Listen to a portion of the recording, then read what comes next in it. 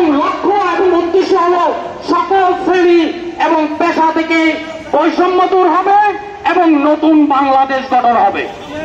কিন্তু স্বাধীনতার সেই 24টা আমরা আবার দেখছি লুটেরা বাহিনী আবার লুট করার ষড়যন্ত্রে লিপ্ত।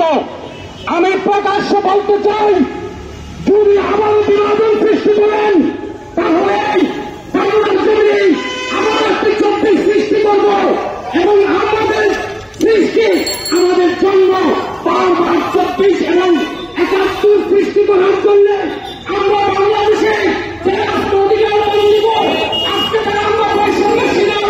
আজকে যারা আমরা নির্যাতনের শিকার, তারা সবসময় আমরা বাংলাদেশের মানুষের অধিকার বাংলাদেশে কোনদিন মানুষ এবং বৈষম্য থেকেই দেশের মানুষকে উত্তোলনের জন্য আমরা কাজ করে যাব। রক্ত দিয়েছে কাজ করেন, রক্ত দিয়েছি 24-এ, আবার রক্ত দেওয়ার জন্য মন স্থির করেছি, আবার শহীদ হওয়ার জন্য রাজপথের সেই দাবান কান্নার জন্য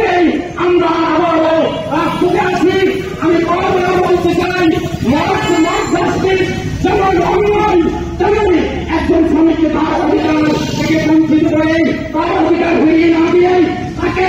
সেভাবে আইনকে অমান্য করে বিদায় করে দেওয়া তার এটা হচ্ছে অপরাধ। আমি বারবার বলবো, শ্রমিকদের অধিকার প্রতিষ্ঠা করা হয়, শ্রমিকদের আইনসঙ্গত অধিকার প্রতিষ্ঠার জন্য সকল ইউনিট সাহেব অবদান